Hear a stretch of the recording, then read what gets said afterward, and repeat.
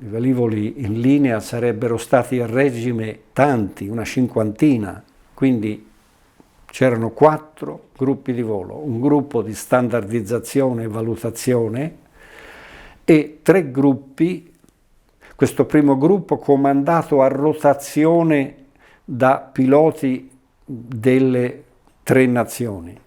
Il primo comandante di questo gruppo infatti fu un tedesco,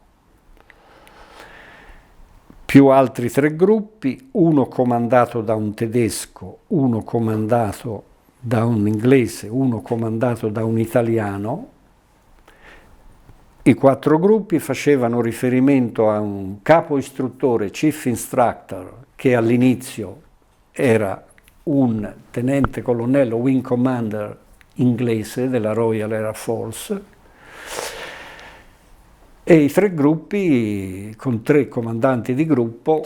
Il primo italiano fu ovviamente Pollice, allora tenente colonnello Pollice, che comandava il gruppo italiano, ma non era italiano composto da italiani. Tutti questi 4 gruppi avevano personale navigante delle 3 nazioni, 4 forze armate, come ho detto in precedenza, tutti in percentuale famosa, quindi un po' meno italiani, un po' di più tedeschi e quasi gli stessi inglesi. Quindi erano tutti e 4 gruppi misti, dove c'era la copresenza di queste 4 realtà, di queste 4 forze armate dei 3 paesi.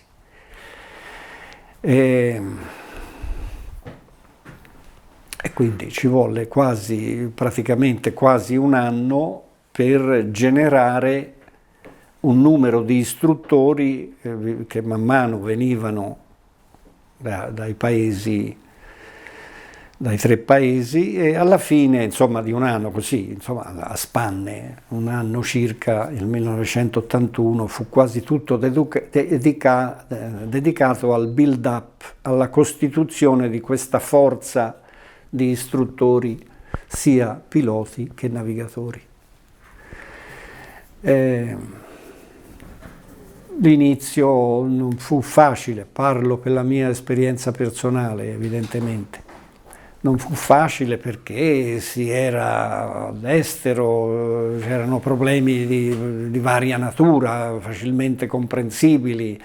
Ovviamente si era andati su con la famiglia, quindi nel caso specifico mia moglie, che a scuola aveva studiato il francese, e siccome la cosa fu improvvisata dovuta a quell'incidente di cui ho fatto riferimento prima, partire via, quindi arrivò su e non sapeva nemmeno una parola d'inglese, se non quelle banali degli yes e no.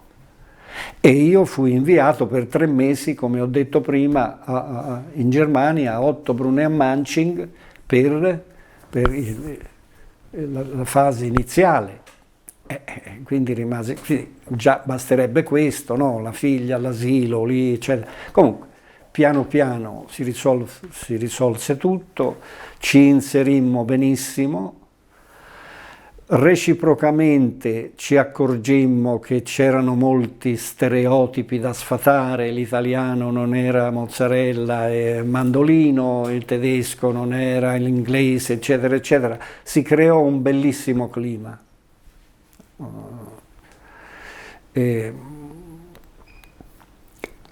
I problemi iniziali li risolvemmo tutti gradualmente, ci fu molta attività sociale perché poi ci si frequentava, vivendo, diciamo, nella campagna, sostanzialmente nei piccoli villaggi intorno all'aeroporto. Ci si conosceva tutti, ci inserimmo benissimo lì. È uno dei 2 o 3 momenti più belli della mia vita professionale, e non solo, ma diciamo professionale, certamente questo. 2 cose significative di questo periodo, ce ne sarebbero tante, ma 2 desidero così raccontarle. Quando ho assunto il comando del gruppo, diciamo italiano tra virgolette, ma ho ben detto che non si trattava di avere collaboratori italiani, ognuno aveva tutti misti, tutti e tre i paesi, gli equipaggi dei tre paesi. Proprio pochi giorni dopo, non ricordo quando, la collaboratrice, segretaria, perché era una donna, loro avevano già le donne nella Royal Air Force, nelle forze armate, mi ha detto c'è no, il nome non ha importanza, un ufficiale della Royal Air Force pilota che desidera conferire con lei. Certo, questo era un caporale più alto di me, anche se altissimo, non so, questo era 1,85, gallese, una giovane. Avanti, ecco, questo si presentò, fece il saluto tipico, proprio tac, una mano che vibra, ora un po' esagero, ma così, sir, è inutile lo dica in inglese, lo traduco alla lettera praticamente. In italiano, desidero dirle che io le obbedirò perché me l'ha ordinato la regina, ma non ho il minimo rispetto, né mai avrei pensato di dover servire sotto il comando di un ufficiale italiano. Perché, disse anche, sono figlio di un ufficiale dell'esercito che ha fatto la campagna in Italia del 43-45 e mi ha raccontato cose sulle forze armate italiane tali per cui io mi sento veramente mortificato, e gliel'ho voluto dire, a essere alle sue dipendenze. Comunque, perché me l'ha chiesto la regina come capo delle forze armate, obbedirò, ma con questa sensazione, con questo, arrivederci. Certo, non è che mi abbia fatto particolarmente piacere, però dico che dopo un anno e più che ebbi delle grandi soddisfazioni a partire da lui, da questa persona, che mi regalò il blazer della Royal Air Force con i bottoni d'argento con la loro aquila, ecco, per dire come certi stereotipi, questo era solo un piccolo esempio irrilevante in sé, ma significativo di come ci fosse questo da rimuovere, questo di stare insieme per tanti anni, eccetera, eccetera. A mio avviso ha contribuito moltissimo a far migliorare ognuno delle quattro forze armate presenti lì a Cottesmore. Il secondo, diciamo, aneddoto curioso, però per me interessante, della permanenza a Cottesmore è relativo alla Royal Visit, la visita all'epoca della regina alla base di Cottesmore, dove aveva sede questo reparto Tornado trinazionale. Giova precisare che le visite del monarca, del re o regina, della regina, in tutti gli stati, considerando tutti gli stati di cui ella era capo di Stato, che il Regno Unito, poi c'è il Canada, poi c'è l'Australia, la Nuova Zelanda, cito quelli più grandi, ce ne sono anche altri, considerando tutti gli insediamenti militari, eccetera, eccetera, tali visite avvengono con una frequenza, non dico secolare, ma insomma è raro capitare. Capitò invece che durante il periodo in cui ero comandante di gruppo lì, poco prima di Natale intorno a Natale 83, ci dissero, venne il protocollo di Buckingham Palace in maniera molto riservata, disse ci sarà a giugno, nell'estate prossima, primavera, la visita, segreto, mettiamo il segreto su questa vicenda.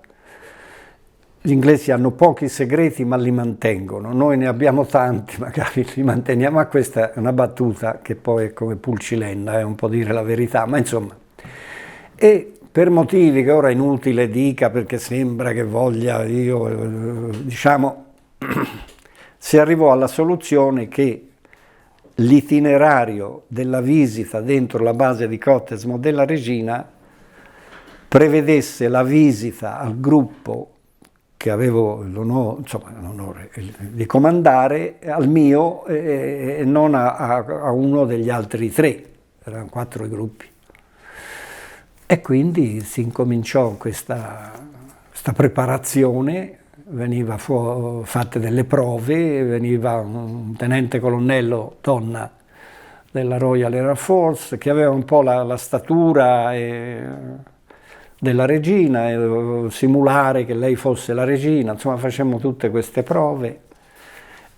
C'era molta eccitazione nella popolazione, specialmente ovviamente in quella inglese. Noi italiani e tedeschi magari eravamo meno coinvolti emotivamente, per loro in mezzo alla campagna, la visita. E quindi venne al gruppo, mi erano stati concessi 22 minuti, che non è poco, di organizzare una visita. Io avevo fatto una proposta che era stata accolta, quindi c'era il momento in cui si fa il briefing di volo, avevo lì un equipaggio che simulava il briefing di volo, ovviamente coinvolgendo tedeschi, inglesi e italiani, poi dove si faceva l'autorizzazione, poi dove ci si vestiva con tutto, poi dove c'è il debriefing, quindi il post volo, poi dove ci si spogliava, poi le valutazioni. E andò tutto molto bene, con grande soddisfazione di tutti.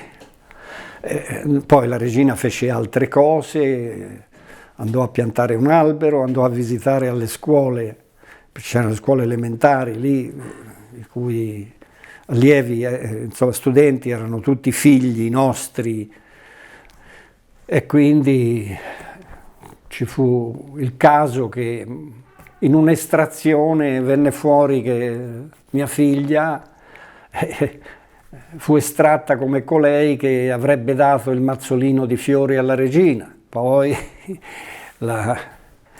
mia moglie fu presentata alla regina, perché poi andammo al pranzo insieme ad altri, si intende, ma eravamo praticamente di fronte a lei, quindi tutto questo comportò un subbuglio.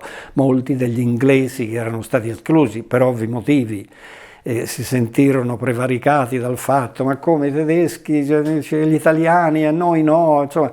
Fu un evento che ricordo con piacere, perché poi la cosa andò bene. La lady in waiting, che sarebbe la dama di compagnia, mi scrisse una lettera piena di, vabbè, saranno formalità, ma era, come bravo, tutto bene. E quindi è effettivamente un bel ricordo, un bel ricordo legato anche al fatto di come questa donna, nel poco ma sufficiente per capire la semplicità e anche la personalità, insomma, no?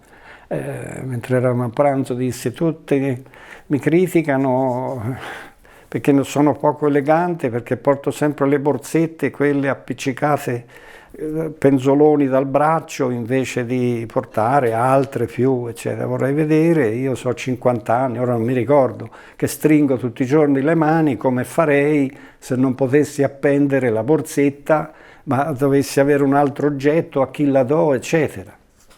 E concludo, alla fine del pranzo si fa il brindisi, come si faceva sempre ai pranzi, che noi chiameremmo pranzi di corpo, lì insomma pranzi formali, The Queen, e basta, questo è il brindisi.